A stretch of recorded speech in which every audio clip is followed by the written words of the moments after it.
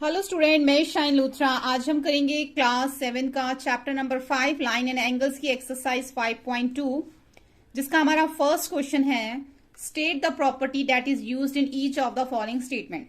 मैंने जिसमें आपको इंट्रोडक्शन वीडियो बनाया था, जो चैनल में अपलोड किया है, प्लेलिस्ट में जाके देख सकते हैं। उसमें मैंने आपको ये इससे रिलेटेड क्वेश्चन है ना, ये जो मैंने आपको अच्छे से समझाया था कि ये जो क्वेश्चन है बहुत इंपॉर्टेंट हैं और इन्हीं क्वेश्चंस को हम स्टार्ट करते हैं। फर्स्ट हमें दे रखा है यहाँ पे, देखो यहाँ पे हमें दो लाइंस दे रखी है ए और बी, ठीक है। उसके ऊपर हमें दो ट्रांसवर्सल दे रखे हैं और यहाँ पे कुछ एंगल्स बन रहे हैं। तो इसी एंगल्स के बारे में हमें यहाँ पर बताना है कि इफ ए पैरेलल है बी के, अगर ये जो लाइन है ए लाइन पैरेलल बी के है, तो then angle A equal angle 5। तो इसकी हमें क्या बतानी है, स्टेट द प्रॉपर्टी बतानी है। जो हमें यहाँ पे स्टेटमेंट्स दे रखी है ना, हमें इसकी प्रॉपर्टी बतानी है कि ऐसा क्यों है कि ये एंगल इसके इक्वल क्यों है। तो यहां से हम स्टार्ट करते हैं। If A parallel B, line A parallel B, then angle 1 equal angle 5। तो ये हमारा एंगल 1 है, ये हमारा एंगल 5 है, ठीक है। तो क्यों है, क्योंकि ये हमारे कॉरस्पॉन्डिंग एंगल हैं। जैसे कि मैंने आपको इंट्रोडक्शन वीडियो में बताया था, जब हमारे एक लाइन के ऊपर जो हमारा ट्रांसवर्सल आ रहा है ना, उसके दोनों देखो जो एंगल्स हैं वो हमारे लेफ्ट हैंड साइड पे एक ही लाइन के, लेकिन एक एक्सटीरियर है एक इंटीरियर है, ठीक है। तो जब एक एक्सटीरियर और एक इंटीरियर होता है एक ही साइड पे, तो वो हमारा कॉरस्पॉन्डिंग एंगल होता है। तो इसलिए इसकी प्रॉपर्टी क्या हो गई, कॉरस्पॉन्डिंग एंगल प्रॉपर्टी। सेकेंड देखो, if angle 4 equal angle 6 then A parallel B. तो जो एंगल 4 और एंगल 6 को देखिए, तो एंगल 4 भी इंटीरियर है, एंगल 6 भी इंटीरियर है, बट ये क्या है, अल्टरनेट। लाइन के एक लेफ्ट साइड में है एक राइट साइड में है, तो ये क्या हो गया, अल्टरनेट इंटीरियर एंगल की प्रॉपर्टी हो गई एंगल 4 और 6 में। If angle 4 plus angle 5 equal 180 degree, then angle A parallel B. अब यहाँ पे एंगल 4 और 5 बोला गया है 180 डिग्री है। देखो, interior angles on the same side of the transversal are supplementary. क्यों है ये 180 डिग्री, क्योंकि ये जो है हमारे दोनों इंटीरियर एंगल हैं। Interior angles on the same side, और दोनों सेम साइड पे भी हैं, ठीक है, दोनों लेफ्ट हैंड साइड पे हैं। तो क्या है, ये ट्रांसवर्सल के दोनों जब सेम साइड पे एंगल्स होते हैं और जो इंटीरियर एंगल्स होते हैं, तो उनका जो वो जो एंगल्स होते हैं वो सप्लीमेंट्री एंगल्स होते हैं। जैसे कि ये 4 और 5 जो है सप्लीमेंट्री एंगल है, एक ही लाइन पे एक ही ट्रांसवर्सल पे बने हुए एक साइड पे बने हुए एंगल्स हैं, ठीक है। जिस तरह से 4 और 5 हमारा 180 डिग्री है, तो इसी तरीके से 3 और 6 भी हमारा 180 डिग्री होगा, क्योंकि ये भी ट्रांसवर्सल की एक साइड पे बना हुआ, राइट हैंड साइड पे। लेकिन फिलहाल हमें 4 और 5 जो है वो बोला गया है कि ये दोनों जो है अगर हम प्लस करें तो 180 डिग्री आता है। क्यों, क्योंकि ये हमारा सप्लीमेंट्री है। ट्रांसवर्सल की एक साइड पे अंदर की साइड बने हुए दोनों एंगल्स जो हैं वो सप्लीमेंट्री होते हैं, ठीक है। तो ये हो गया हमारा क्वेश्चन नंबर 1। सेकंड देखो, in the adjoining figure identify. हमें यहाँ पे क्या क्या आइडेंटिफाई करना है, the pair of corresponding angles सबसे पहले बताने हैं। कॉरस्पॉन्डिंग एंगल्स मैंने आपको बता रखा है, एक एक्सटीरियर होता है एक इंटीरियर होता है। ऐसे ही 1 और 5, 2 और 6, 4 और 8, 3 और 7, एक एक्सटीरियर एक इंटीरियर, लेकिन होने जो चाहिए वो एक ही साइड पे होनी चाहिए। अगर इस साइड का तो इस साइड, इस साइड का तो इस साइड, ठीक है। ये नहीं कि इधर एक इधर, दोनों इधर, ये एक्सटीरियर ये इंटीरियर, ये इंटीरियर ये एक्सटीरियर, ठीक है, फिर इधर के। उसके बाद बताना है the pair of alternate interior angle. अब अल्टरनेट इंटीरियर एंगल जो होता है ना, वो एक हमारा लाइन के इस तरफ होता है ट्रांसवर्सल की लेफ्ट हैंड साइड, एक राइट हैंड साइड, और इंटीरियर है अंदर की तरफ होनी चाहिए, ठीक है। अब अंदर की तरफ 2, 3, 8, 5 है, तो 3 के साथ 5 अल्टरनेट हो गया, एक इधर है एक हमारा इधर है, लेकिन है दोनों इंटीरियर। ऐसे 2 और 8, ठीक है। तो ये अल्टरनेट इंटीरियर एंगल हो गए। उसके बाद हम देखते हैं, इसमें बोला गया है the pair of interior angles on the same side of transversal. तो बहुत इजी है, इंटीरियर एंगल बताने हैं जो ट्रांसवर्सल की सेम साइड हो। जैसे 3 और 8 दोनों सेम साइड है, 2 और 5 दोनों सेम साइड है और दोनों इंटीरियर भी हैं। उसके बाद वर्टिकली ऑपोजिट एंगल बताना है, वर्टिकली ऑपोजिट एंगल। अब एंगल 1 का जो है ऑपोजिट क्या बन रहा है, 3, 4 का 2, या फिर 3 का 1 लिख दो, 1 का 3, एक ही बात है। 2 का वर्टिकली ऑपोजिट है 4, ऐसे 5 का वर्टिकली ऑपोजिट 7, 8 का वर्टिकली ऑपोजिट 6, या 6 का वर्टिकली ऑपोजिट 8 है, ठीक है। ये हमारा क्वेश्चन नंबर 2 का फर्स्ट हो गया। क्वेश्चन नंबर 3 देखो, in the adjoining figure P parallel Q। अब ये जो P है वो Q के पैरेलल है, तो फाइंड द अननोन एंगल्स। अब जो हमें एंगल्स नहीं पता, जैसे E नहीं पता, F नहीं पता, ये सारे एंगल्स हमें नहीं पता, तो हमें ये सारे एंगल्स जो है वो फाइंड करने। दे क्या रखा है हमें, सिर्फ 125 डिग्री। इसी से देखना सारे एंगल्स जो है हमारे निकल आएंगे। तो सबसे पहले यहां से स्टार्ट करते हैं। अब देखो ये हमारा 125 है, ये अब ये देखो हमारी जो लाइन हमारी जो P है, अगर मैं इसको इस तरीके से यहां से लेके यहां पर देखो, अगर मैं देखूं तो ये हमारा जो एक लीनियर पेयर बन रहा है ना, 125 और E को मिला के हमारा एक लीनियर पेयर बन रहा है जो 180 डिग्री का होता है। तो यहां पर हम 180 में से 125 माइनस करेंगे तो E निकल आएगा, जैसे कि हमने यहाँ पर कर रखा है। 180 में से 125 माइनस किया तो E निकला है हमारा 55 डिग्री, ये हमारा हो गया 55 डिग्री। अब जब E हमारा 55 है तो इसका वर्टिकली ऑपोजिट क्या है, F। F भी हमारा 55 हो गया, वर्टिकली ऑपोजिट एंगल। ठीक है, अब हमारे पास ये E और F तो आ गए। अब हम देखते हैं इधर। अब देखो यहाँ पे जो है हमें दे रखा है ABCD। तो सबसे पहले हम यहाँ पर देखते हैं D जो है वो हमारा 125 डिग्री है। क्यों 125 डिग्री? क्योंकि कॉरस्पॉन्डिंग एंगल्स हैं। कॉरस्पॉन्डिंग एंगल्स इक्वल होते हैं ना। ध्यान से देखो, ये जो हमारा ट्रांसवर्सल जा रहा है, तो जो ट्रांसवर्सल में ये हमारा एक्सटीरियर एंगल है और ये हमारा इंटीरियर एंगल है। ठीक है, जैसे कि हमने पीछे देखा था ना, तो कॉरस्पॉन्डिंग एंगल्स क्या होते हैं, जो ट्रांसवर्सल के सेम साइड पे होते हैं, लेकिन एक बाहर होता है एक्सटीरियर, एक होता है हमारा इंटीरियर। तो जो कॉरस्पॉन्डिंग एंगल्स होते हैं वो भी हमारे इक्वल होते हैं। तो अगर ये 125 है तो ये भी हमारा 125 है। साथ में आपको लिखना है D इक्वल 125 कॉरस्पॉन्डिंग एंगल्स। अब हमारे पास D निकल आया, तो D का जो वर्टिकली ऑपोजिट है वो है B। अगर D 125 है तो B भी 125 है, तो ये वर्टिकली ऑपोजिट एंगल हो गया। अब हमारा देखो E जो है, देखो ये भी हमारा कॉरस्पॉन्डिंग एंगल है। ये जो हमारा ये था पहले 125, तो D ये एक्सटीरियर था, इंटीरियर था। इसी तरीके से ये हमारा एक्सटीरियर है और ये हमारा इंटीरियर एंगल है ट्रांसवर्सल की इस साइड पे, राइट हैंड साइड पे, है ना। पहले हमारे इस साइड था, उस साइड। E हमारा कितना निकला था 55, तो हमारा A भी क्या है 55 है। Corresponding angle A equal angle E, angle A equal 55 degree.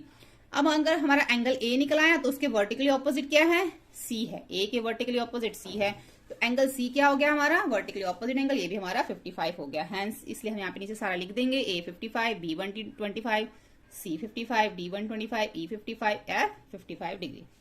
ठीक है, तो ये हो गया हमारा क्वेश्चन नंबर 3। अब देखते हैं क्वेश्चन 4। क्वेश्चन नंबर 4 में हमें वैल्यू निकालनी है x की। दो लाइंस दे रखी हैं, उसके ऊपर ट्रांसवर्सल है हमारा T। अब हमें x की जो है ना वैल्यू निकालनी है। देखो इसके 3-4 मेथड हैं इस x को फाइंड करने के। तो फर्स्ट मेथड आप देखो, अगर हमारा यहाँ पे देखो, यहाँ पे ये हमारा है 110, इसके साथ हमारा ये जो एंगल 1 है, ये दोनों मिलके हमारे लीनियर पेयर बनते हैं जो कि 180 डिग्री है। ठीक है, ये लीनियर पेयर है ना। तो पहले हम इसका 1 वाला एंगल निकाल लेंगे। ठीक है, तो 180 में से जब हमने 110 माइनस किया तो एंगल 1 आ गया 70 डिग्री। ठीक है, 110 प्लस एंगल 1 इक्वल 180, एंगल 1 निकाला, 180 में से 110 माइनस किया 70 डिग्री, एंगल 1 हमारा आ गया 70 डिग्री। अब जो एंगल 1 और x है ये कॉरेस्पॉन्डिंग एंगल, एक एक्सटीरियर एक इंटीरियर ट्रांसवर्सल की सेम साइड पे। तो जब एंगल 1 हमारा 70 है तो x भी 70 होगा, तो ये कॉरेस्पॉन्डिंग एंगल की वजह से हमारा ये आ जाएगा। एक तो इसमें ये मेथड है। ठीक है, मैं आपको सिर्फ 2 मेथड दिखाऊंगी इसमें। उसके बाद दूसरा देख लो, ये अगर आप यहां पर लेते हो एंगल 1 इसके साथ, अगर इस साइड लेते हो एंगल 1, इधर भी ले सकते हो इधर भी ले सकते हो, तब भी आपका सेम ही है 180। यहाँ पे भी हमारा लीनियर पेयर बन रहा है। 180 में से आप माइनस कर दोगे 110 को, तो भी आपका ये जो एंगल 170 आएगा। अब यहाँ पे ये अल्टरनेटिव इंटीरियर एंगल बन गया। ठीक है, एक लाइन के इस साइड इंटीरियर, एक लाइन के इस साइड इंटीरियर, ट्रांसवर्सल के इस साइड और इस साइड। तो अगर एंगल 1 हमारा 70 है तो एक्स भी 70 होगा। तो जैसे सेम ही, अगर आप फर्स्ट मेथड से कर लोगे तब भी सेम है। तो इसको करने के 3-4 मेथड हैं, कोई भी एक कर सकते हो, सिंपल है। पहले वाला कॉरेस्पॉन्डिंग एंगल से हुआ, दूसरा वाला अल्टरनेटिव इंटीरियर एंगल से हुआ, तो ये भी हमारा 70 डिग्री आएगा। अब इसका सेकंड वाला देखते हैं। अब इसमें भी हमें x फाइंड करना है। ठीक है, यहां पर देखो a है और ये b है। यहाँ पे जो l है वो m के पैरेलल है, ये दोनों। ठीक है, और ये इसके अंदर हमें x फाइंड करना है, तो बहुत इजी है। ये इसके ऊपर ट्रांसवर्सल है, ये l है, ये m है, ये a और b जो है इसके ऊपर ट्रांसवर्सल है। अब आप देखो इस साइड अगर हम देखें तो ये हमारा जो कॉरेस्पॉन्डिंग एंगल बन रहा है, ये एक्सटीरियर ये इंटीरियर। तो कॉरेस्पॉन्डिंग एंगल अगर हमारा 100 है तो x भी हमारा 100 होगा। बहुत ही सिंपल है। इसमें x इक्वल 100 क्यों है, क्योंकि ये कॉरेस्पॉन्डिंग एंगल है। ठीक है, फोर्थ के दोनों हो गए। अब हम देखते हैं इसका fifth. In the given figure the arms of 2 angles are parallel. अब यहाँ पे जो हमें फिगर दे रखा है ना, जो इसकी आर्म्स हैं वो उन्होंने क्या बोला है, दोनों पैरेलल है।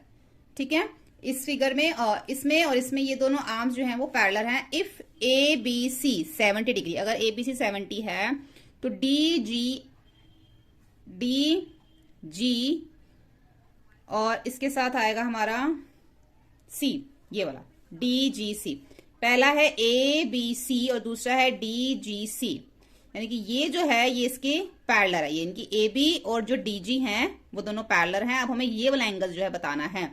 अब देखो एंगल जो DGC है वो पैरेलल है, इक्वल है, सॉरी, DGC जो है वो इक्वल है ABC के। क्यों इक्वल है? क्योंकि कॉरेस्पॉन्डिंग एंगल बन रहा है। देखो ये जो है इसके अंदर हमारा जो ये लाइन है इसका एक हमारा ये इंटीरियर अंदर की साइड बन रहा है, ये हमारा एक एक्सटीरियर, सेम साइड पे दो एंगल्स बन रहे हैं।